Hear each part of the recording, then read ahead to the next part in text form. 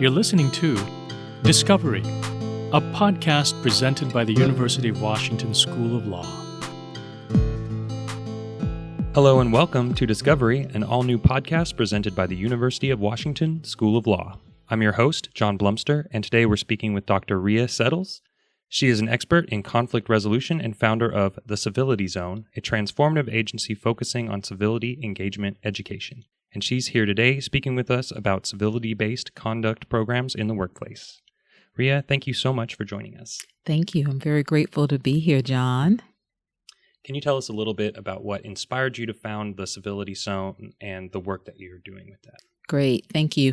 So my experience with being with the three lens perspective in schooling systems, both college and schools, K through 12 schools. And what I noticed as a student, both K through 12 and all through college and graduate school, even doctoral program, as a student, I noticed a reoccurring theme. And then as an employee working in schools, K through 12, and as a teacher and a school leader, and then also at the post-secondary level, I noticed the same thing. And then I noticed also just in our daily interactions that adversarial, competing, and divisive conflict arose from the fact that we did not know how to share resources, share space, and engage with each other without causing harm. And in doing research, I first started off really focusing on workplace bullying, but then I thought it had to be a beginning origin. It just doesn't start with bullying. And the more research I did, then I discovered the word civility and created a definition out of experiences and the traditional word of the meaning of civility to help guide this work that first in all of those spaces that we need to learn how to share space, share resources, and engage with each other without causing harm.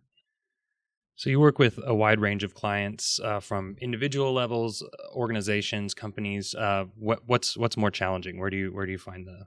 So when I think about it, is what's challenging is when maybe an individual approaches me and wants for me to work with them, is one, if they're not willful and they're believing that the reason I'm coming in is to help them either win or to help them be right.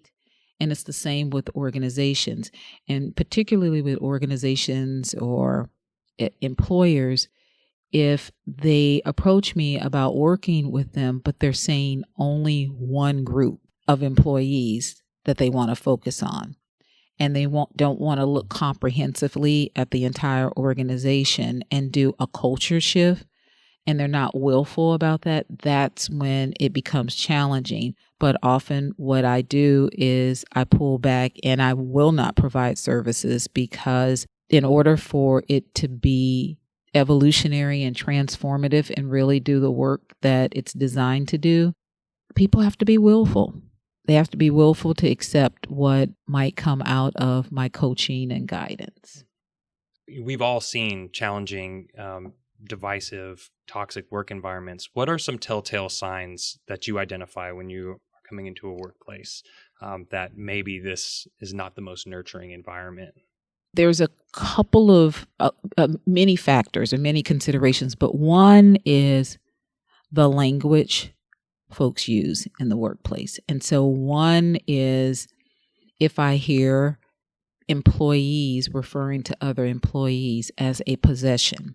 So for example, if I hear my secretary, my manager, my team, that tells me that the person possibly either consciously or unconsciously really believe that these people are their possession.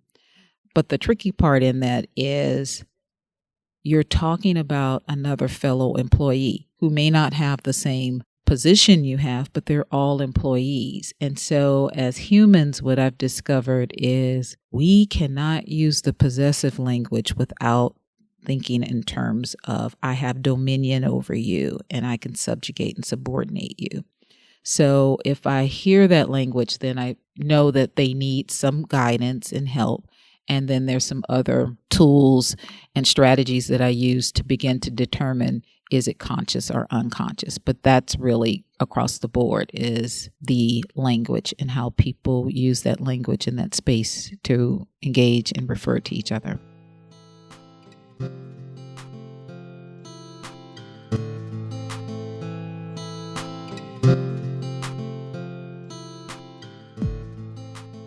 Speaking about unconscious behaviors, what are some other unconscious behaviors that we as employees may not even realize that we're doing and could be causing harm to our colleagues and not even know it?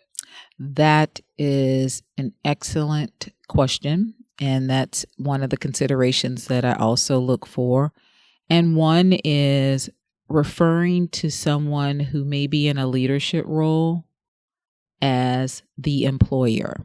And you hear this in labor relations all the time. So you have the HR lead, you have maybe the manager, or in cases of schools, the school principal, you may have the school superintendent or assistant superintendent, but you have these people in leadership roles. And then other employees refer to these people as the employer, especially in negotiations. But really what you have are groups of people who are all employees. You just have decision-making employees, and then you have just employees, okay? And the decision-making employees have the privilege of being able to make decisions about other employees, but it's not reciprocal. Other employees cannot make decisions about decision-making employees. Hence, this whole adversarial conflict and divisive conflict and competing conflict generates and permeates throughout the workplace. So one would imagine in a collaborative environment, working with other employees, you're all working towards the same goal. So you would think we would all be supportive of one another. But how big of an issue is employee on employee mistreatment and the effects that it can have on other individuals? Absolutely. So in my work and research, I have 3 oppressive elements that are embedded in workplace culture. And the 3 are rankism, which is a term coined by Robert Fuller. And rankism means that the system, the workplace systems and the structures are created in such a way that it means that a person's rank or position gives the impression that they are better than the people with a different rank or a less valued rank. And because of that, that person has license to subjugate and subordinate the other employee. So rankism. The second one is otherism, which means that I really only value those people who belong to my group. And what that does is then the person begins to devalue the person within the workplace. The third one is, which is the one that when I was trying to craft it and think about it, I said, this is it. It's a feminism, which is I really promote and give access and opportunity and resources to those employees I like. The employees that I do not like are the ones that I'm not going to give those opportunities to. And the tricky part of all 3 of them being embedded in workplace culture, rankism, otherism, and affinism, is it's all deriving from the human mind. And you can't legislate, you can't collective bargain. There's no way to transform the human mind unless someone's willful about transforming that. So it's pervasive. because those elements, what would that look like to go and grieve because someone doesn't like you? I feel that at some point we all have an experience with that. How do you go about making someone willful or fostering them into an environment where they can be more willful and start to break down those barriers when you're working with different clients and companies? I love the word foster. And whenever the first intake or meeting that I take with someone, it's really critically important that I let them know I'm going to coach you with a methodology that I created. So I know all the elements of it. I know how it works, but you have to be willful. That's first and foremost. You must be willing to openly receive what I'm about to share with you and guiding you, because what's going to happen if you don't, you're going to go back to your loyalties, which you're more loyal to making decisions based upon your affinities. So after the will is there, then the method that I have developed is called mindful civility. And it's really about teaching people to be intentional about how they engage in the workplace in a willful way. And so I have 5 elements of mindful civility. And number 1 is knowing and monitoring your biases, assumptions, and privilege. And when I'm working with groups of people, everyone's going to have a different element that they need to work on. And sometimes it's all 5. The second element is knowing and monitoring your motives. What is the reason that you are saying and doing and writing and making the decisions that you're making in the workplace? The third one is knowing and staying in your lane. That's a good one. That's a really good one, because oftentimes in workplaces, what I have noticed is someone's lane is not very interesting to them, but somebody else's lane is. And so they find themselves going over without signaling the other person. And there they are in your lane, and they've left their lane unattended, but now they're in your lane and they're causing all kinds of crashes and chaos. The fourth one is one that I really came up with from family relationships. And my older sister laughs because it derived from that. So if we're having a family gathering and maybe I leave to the store, when I come back, someone at the family gathering, oh, so you went to the store and you bought some bread? And so we always say, not your story to tell. Do not tell other people's story. So the fourth one is to not tell other people's story. And so that's so that there's not gossiping and people creating narratives in the workplace about other people when we're applying it to workplaces. And the fifth one, which is really important, is preserve dignity in the workplace. Be very mindful of that. And really all 5 of these elements are for the areas that we frequent the most, which are schools and colleges and workplaces, and then just our living spaces. And so they are applicable to all of those. But in this case, this is how I work with and coach folks in the workplace. What is a practical action that we can take back to our offices and our desks and start practicing today, right now? So the first one is the definition of civility that I wrote from just the years of work and data collecting about what civility is.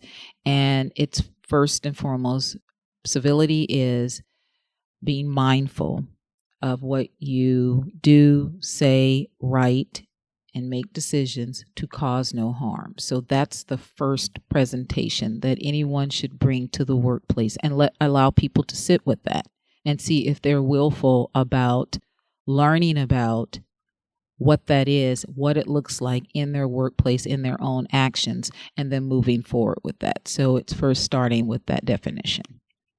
And finally, The legal profession in particular has a reputation as being very fast-paced, cutthroat, whether that's warranted or not. So why is it important for young and emerging lawyers to think about their actions and think about the profession through this positive conduct-oriented lens and really develop the skills that you help people develop with your work? Great question. So I believe formal legal education more traditionally trains people and educates people to have a mindset of adversary. Win, lose, win, lose. So with that, if you're going to have the mindset of adversary, what that means is you're going to always have casualties on both sides. Always. Whether you get the W, definitely if you get the L. So you're going to have wins. So an uncle of mine always said this, which I think is really, so you have a skunk and you get in a fight with a skunk and you're going back and forth with the skunk and you're fighting with the skunk. The skunk is skunking you and you're skunking the skunk and you're skunking the skunk, skunking the skunk. And then after a while you say, whew, I won. But you just out-skunked the skunk. So how do you smell? Not great. Not great. Dr. Rhea Settles is an expert in conflict resolution and founder of the Civility Zone. You can learn more about her work at thecivilityzone.com. Rhea, thank you again so much for being here with us on Discovery. Thank you. I'm grateful. Discovery is hosted by John Blumster and produced by Greg Olson. Additional voiceover work by Ben Gonio, with original music by John Blumster. Discovery is recorded in William H. Gates Hall at the University of Washington School of Law in Seattle with the support of Mario L. Barnes, the Tony Rempe Dean. For more, visit law.uw.edu.